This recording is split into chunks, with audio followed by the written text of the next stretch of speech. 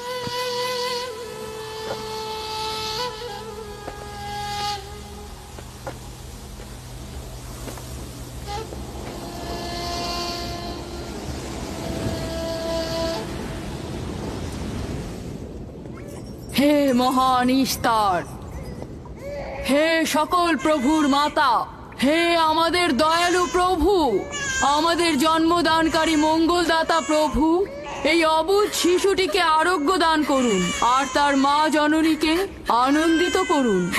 এই অবুঝ শিশুর মাতা প্রতিজ্ঞা করেছে প্রভু, তোমার দরবারে সে মূল্যবান হাদিয়া প্রদান করবে।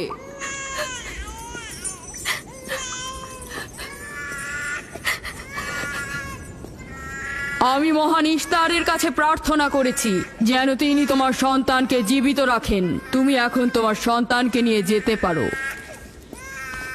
তুমি তোমার সন্তানকে ঠিক সেভাবে মানুষ করবে যেন সে বড় হয়ে নিজেকে ইস্তারের সেবায় বিলিয়ে দিতে পারে। আপনিও মহান ইস্তারের কাছে আমি অনেক কৃতজ্ঞ। মহান ইস্তারের ওপর রহমত বর্ষিত হোক। আপনার ওই ইস্তারের মেহেরবানিতে আমার মৃত সন্তান জীবিত অবস্থায় ফিরে এসেছে। ইস্তার মহান, তার ওপর রহমত বর্ষিত হোক। ইস্তার মহান, তার ওপর রহমত বর্ষিত হোক। মহান ইস্তার, তার ওপর রহমত বর্ষিত হোক। ইস্তার মহান, ইস্তার মহান, তার ওপর রহমত বর্ষিত। এই বাচ্চাটির মতো আমাদের সন্তানও নিশ্চয়ই সেরে উঠবে, তাই না? ইস্তার খোদা দয়ালু ও শক্তিশালী, তিনি নিশ্চয়ই আমাদের বাচ্চাকে সাফা দেবেন। হ্যাঁ, আমারও তাই মনে হয়। চলো যাই। তোমাদের এ কি হলো? তোমরা তো নিজেরাই ফেরেশতার সেজদা পেয়েছো, আর এখন কিনা নিজেরাই নিজেদের সেজদা করছো। এই পৃথিবীর সৃষ্টির সকল কিছুই ইনসানকে তাসলিম করে, আর তোমরা কিনা প্রাণহীন নির্জীব পাথরকে তাসলিম করছো। এই শোনো, খবরদার বলছি, তুমি এসব বেহুদা কথাবার্তা বলে আমাদের খোদাকে অপমানিত করবে না। আমি এই কথাগুলো নিজে থেকে বলছি না, আমি খোদা কর্তৃক প্রেরিত কথাগুলো এই কিতাব থেকে বলছি। এটি হচ্ছে আসমানি সহি কিতাব, যা আমার দাদা ইব্রাহিম নবীর উপর নাজিল হয়েছিল। আমি তার দিনের অনুসারী এবং এই কিতাবের প্রচলন ও দাওয়াত প্রদানকারী। নিজে থেকে কিছু বলছি না। ওই আসমানি কিতাবে কি লেখা আছে আমাদের খোদাদেরকে অপমানিত করতে হবে? আমি অপমান করছি না, শুধু প্রশ্ন করছি। যদি জেনে থাকো তাহলে উত্তর দাও, আর যদি না জেনে থাকো তাহলে স্বীকার করো। তোমাদের জিজ্ঞাসা করছি, ওই মন্দিরে রাখা ইস্তারের মূর্তিগুলো কি তোমাদের প্রভু, নাকি তোমাদের তৈরি বস্তু? ইস্তার তোমাদের উপর প্রভাব বিস্তার করে নাকি তোমরা ইস্তারের উপর? ইস্তার তোমাদেরকে শাসন করে নাকি তোমরা ইস্তারকে? পাথরের তৈরি ইস্তার যদি দুর্বল ও অক্ষম হয়ে থাকে, তবে কি করে আমাদের বাচ্চাদেরকে সাফা দেয়? সত্যি কথা, আমরাও দেখেছি। হ্যাঁ, তার হাকিকাত আছে। ইস্তার তার সন্তানকে সাফা দিয়েছে, আমি দেখেছি। ওই প্রজ্ঞাবান যিনি তোমাদের আহাজারি শুনেছেন, তিনি তোমাদেরকে সাফা প্রদান করেছেন, না ইস্তার। যদিও তোমরা খোদা ছাড়া প্রার্থনা করেছো আর তিনি ছাড়া তোমরা সাহায্য চেয়েছো, কিন্তু তিনি সকল কিছু সম্বন্ধে অবগত আছেন, তাই তোমাদের আহাজারিতে তার রহমত বর্ষিত হয়েছে, তোমাদেরকে সে সাহায্য করেছেন। সাধারণ দৃষ্টিতে তোমরা ইস্তারকে দেখেছো, অন্তর্দৃষ্টিতে দেখনি, তাই মূল সাফা প্রদানকারীকে চিনতে পারোনি। ইয়াকুবের কথার মূল অর্থটা আমি এখন বুঝতে পারছি। সে চাইছে যে আমরা আমাদের খোদাদেরকে বাদ দিয়ে তার খোদার ইবাদত করি। আমরা আমাদের খোদার অনেক কল্যাণকর কাজ দেখেছি, তোমার খোদার কি দেখছি? আমি তোমাদেরকে সকলের চাইতে ঊর্ধ্বে অবস্থিত খোদার দিকে আহ্বান করছি। তিনি সৃষ্টি সকল কিছুর চাইতে ঊর্ধ্বে। তাই নাকি? কি করে বুঝবো তোমার খোদা অন্যান্য সকল খোদার চাইতে ঊর্ধ্বে? তুমি আর তোমার খোদা ও ইস্তারের মন্দিরের ধর্মযাজকের মতো স্বর্ণরৌপ্য লুটে নিতে চাইছো না, তা কি করে বিশ্বাস করব? আমার বাস্তব অবস্থা হচ্ছে আমি গভর্নর লাবানের নিয়োজিত রাখাল। আমার কোনো কিছুই নেই, আর কোনো কিছুর জন্য আমি কারো কাছে প্রতিদানও চাইনি। তোমরা কি আমাকে আমার কাজ অন্বেষণ না রাখালি করা ছাড়া আর কিছু করতে দেখেছো? দেখেনি জন্য কি এখন আমাদের দেখতে হবে? তুমি হয়তো সুযোগের অভাবে ভালো আছো, নয়তো তুমিও কোনো অংশে কম যেতে না। তোমরা সবাই একই রকম। ধর্মকে তোমরা মুখোশ বানিয়ে নিজেদের আখের গুছিয়ে নাও, সহজ সরল মানুষদের ঠকিয়ে তাদের সম্পদের রাজা হও। তোমার কষ্ট বুঝতে পারছি। তোমার সন্তান মৃত্যুর কোলে ঢলে পড়েছে, অথচ কেউ তাকে সাহায্য করতে এগিয়ে আসেনি। না ইস্তার জাদুকর, না ওই মন্দিরের খোদা ইস্তার। তাই সকল খোদাকে দোষারোপ করার অধিকার হয়তো তোমার আছে। মন্দিরের অক্ষম ইস্তারের সঙ্গে আমার কোনো কাজ নেই। আমার কথা তোমার না দেখা প্রভুর সঙ্গে। আমরা অনেক ধৈর্য ধরেছি আর অনেক কষ্টও করেছি। এখন আর কোনো নতুন খোদাদের ধৈর্য ধরার মতো অবস্থা আমাদের নেই। আমাদের ধর্মযাজক আসছে, ফারাজ তার কথার শাস্তি পাবে। পালাও ফারিস, তুমি পালাও। ওইদিকে পালিয়েছে। ওইদিকে যাও, ওকে বন্দি করে নিয়ে এসো। দেখো যেন পালিয়ে না যায়। ওকে ছেড়ে দিন, যে ওকে করে মাফ হোক ওকে দিন, ধরে নিয়ে ওকে ফিরবে। ছেড়ে দিন, ওকে মাফ করে দিন।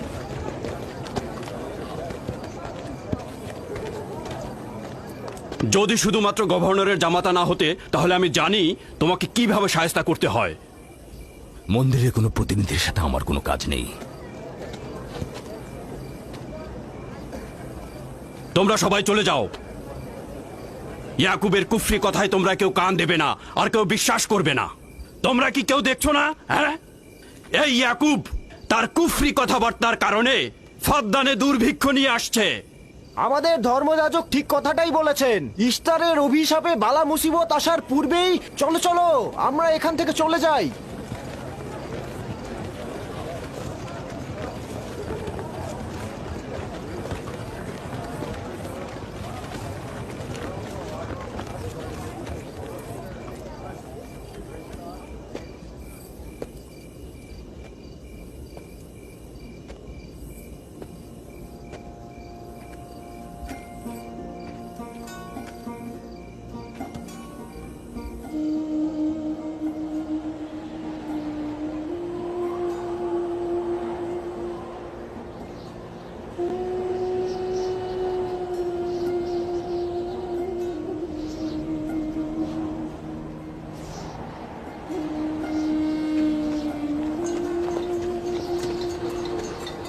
যদি খুব শীঘ্রই বৃষ্টিপাত না হয়, তাহলে ফাদ্দানবাসীর সকল ফসল নষ্ট হয়ে যাবে। আশা করছি মহান খোদা অতি দ্রুতই বৃষ্টিপাত প্রদান করবেন। ওখানে কি হচ্ছে বাবা? এটা ফাদ্দানবাসীর প্রাচীন রীতিনীতি। এখানে ইস্তার নিয়ে কেউ কটু কথা বললে তাকে আগুনে নিক্ষেপ করে হত্যা করা হয়। বিচার করা হয় না সে সত্য বলেছে কিনা। ছেড়ে দাও, ছেড়ে দাও আমাকে বলছি, করেছে ছেড়ে দাও আমাকে, ছাড়ো বলছি। হে মহান ছেড়ে দাও। ধর্মগুরু, ওকে মাফ করে দাও, আমাদের উপর রহম করো। আমাকে ছাড়ো, ছাড়ো। আমার কি দোষ? আমি তো কিছু করি নাই। আমি কি বলেছি তোমাদের? আমাকে আমাকে এভাবে বেঁধে নিয়ে যাচ্ছ? আমাকে ছাড়ো। শোনো, তুমি এখানে ভেড়ার পালগুলো দেখে রাখো, আমি একটু আসছি। ছাড়ো, ছাড়ো, ছাড়ো আমাকে। এই, ছেড়ে দাও, ছেড়ে দাও, ছেড়ে দাও। এই, তোমরা তোমরা নির্মমতা করছো, তোমরা আমার উপর নির্মমতা করছো। আমাদের রহম করো। ছেড়ে দাও, ছেড়ে দাও। এই, আমার কি দোষ? আমার কি দোষ? আমাকে ছাড়ো, ছেড়ে দাও। এই, তোমরা আমার উপর অবিচার করছো। ওই যে দেখো, ইয়াকুব কি রাখাল, করছো? গভর্নর লাবানের জামাতা। এটা ঠিক করছো না। আমাদের উপর দয়া করুন, আমাদের উপর রহম করুন। কাফের শাস্তি একটাই। ফাদ্দানবাসী, তোমরা যে এগিয়ে রাখো, তোমরা অবশ্যই শাস্তি পাওয়া উচিত। একদম ঠিক না, আমার উপর অবিচার হচ্ছে। আমি কিন্তু আমাকে এভাবে অমানবিক ভাবে পোড়ানো হচ্ছে। এটা তোমরা সহ্য করো না, তোমরা জেগে ওঠো। আমাকে বাঁচাও, বাঁচাও ফাদ্দানবাসী, আমাকে বাঁচাও ফাদ্দানবাসী। আমি বলছি আমি কোনো অন্যায় করিনি। অভিযুক্ত ফারাজ ইস্তারের শত্রু ও পাথর দিয়ে ইস্তারকে আক্রমণ করতে চেয়েছে এবং আমাদের খোদাকে অসমর্থ ও নালায়েক বলে আখ্যায়িত করেছে। ফদ্দান শহরের প্রাচীন রীতিনীতি অনুযায়ী যে আমাদের খোদা ইস্তারকে অবমাননা করবে তাকে অবশ্যই আগুনে নিক্ষেপ করে হত্যা করা হবে। ফাদ্দানবাসী, তোমরা কি এরকম চুপ করে পাথরের মতো আমাকে দেখে যাবে? তোমরা কি কিছুই বলবে না? আমাকে এরকম অমানবিক ভাবে অত্যাচার করে পোড়াতে যাচ্ছে এই লোকজন। তোমরা কি কিছু বেচারা ফারাজ। তোমরা কি নিশ্চুপ হয়ে সারা জীবন দেখে যাবে? ফাদ্দানবাসী, রক্ষা করো আমাকে, কেউ তো এগো। একদিন আমার মতো তোমাদের কেউ এভাবে পুড়িয়ে ফেলবে ওরা। তোমরা চুপ করে থেকো না, তোমরা এভাবে আমাকে মেরো না, আমার প্রাণ ভিক্ষা দাও, আমাকে এভাবে মেরো না। বেহুদা কান্নাকাটি করো না, হয়তো রক্তের মূল্য পরিশোধ করো, নয়তো আগুনে পুড়বার জন্য প্রস্তুত হও। তাকে আগুনে ফেলো না, এভাবে পুড়িয়ে মেরো না, আমাকে প্রাণ ভিক্ষা দাও, ওকে ছেড়ে দাও। হে ফাদ্দানের জনগণ, আমাকে মেরো না। আমি একটা কথা জানতে চাই, তার রক্তের মূল্য কত? মূল্য কি তুমি পরিশোধ করবে? না, ও নিজেই তো ইস্তারের শত্রু।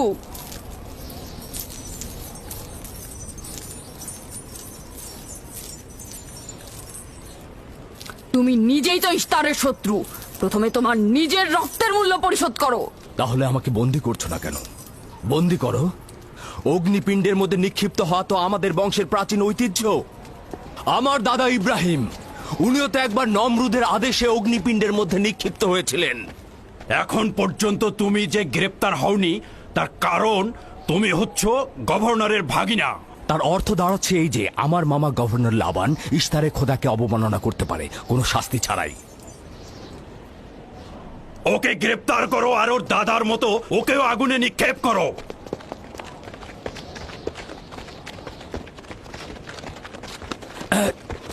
ছেড়ে দাও, আমার প্রশ্নের উত্তর দাও, ছেড়ে দাও আমাকে। এই, এখানে কি হচ্ছে এসব?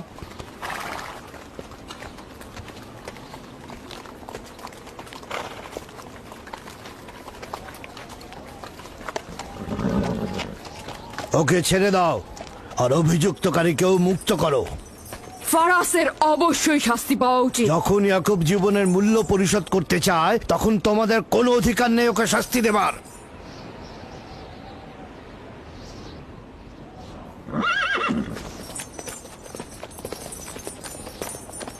তাকে মুক্ত করে দিন।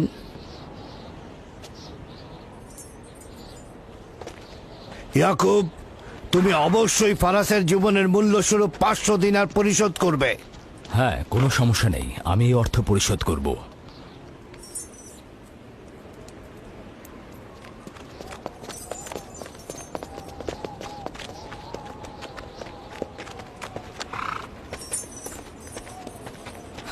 খোদা তাআলা আমার দয়ালু মামাকে হেফাজত করুক।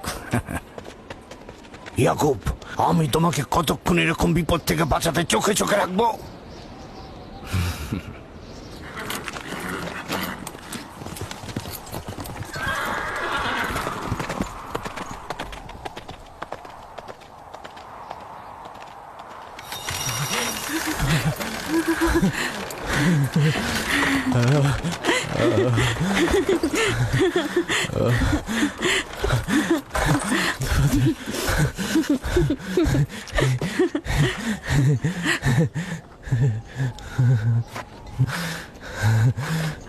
আপনি মহান, আমরা কৃতজ্ঞ।